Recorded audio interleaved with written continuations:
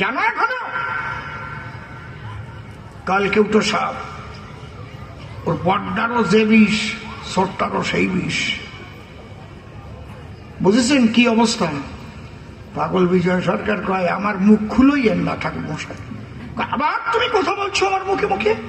বলে তালি শোনেন, টাকা দেন আর না দেন আমাকে, লড়াই দিয়ে কি লড়াই করেছে, এখনো চলতেছে। ওর গায়ে কেন, আপনার গায়ে আমি পাও দিতে পারি। উনি তো আরো চেঁচিয়ে উঠেছে, টিকটি খাড়া হয়ে গেছে। কি এত বড় কথা, আমি ব্রাহ্মণ সন্তান, তুমি আমার গায়ে পা দিতে পারো বলছো? শোনেন, এই জায়গার টাকা দিয়ে বাইনা দিয়ে আনছে আপনারে না আমারে? এই যে 1000 লোক গান শুনবার জন্য আইছিল, আপনি যদি এই জায়গায় দাঁড়ায় থাকতেন, কেউ বসে থাকতো না চলে যেত? তাহলে এই বিজয় সরকার, আমি সাধনার দ্বারা সেইটুকু অর্জন করেছি, ওটুকু আপনার মধ্যে নাই। এইবার এই জন্যই একবার আপনারে আমি পাও লাগাতেই পারি।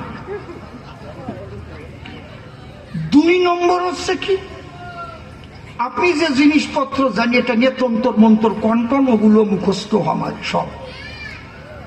গীতা, ভাগবত, মহাভারত, চৈতন্য চরিতামৃত, হরিলীলামৃত, বেদ, পুরাণ, উপনিষদ,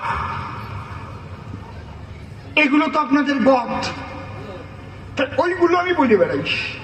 তা আপনার চাইতে জ্ঞান আমার কম নাই, তাহলে আপনি বয়োবৃদ্ধ হলেও আমি জ্ঞান বৃদ্ধ। এই জন্য আর একবার পাও লাগাতে পারি, আপনারা আমাদের যোগ্য সম্মান দেন নাই, দলিত, পতিত, লাঞ্ছিত, বঞ্চিত করে রেখেছেন। 3% মানুষ হয়ে আমরা সমাজে বেশি, এই জন্য আপনারা লাথতি পারি। এই কইয়া কয় তোমার টাকা নেব না, এই দাটা দিলাম, টাকা না নিয়ে চলে গেল। এর নাম পাগল বিজয় সরকার।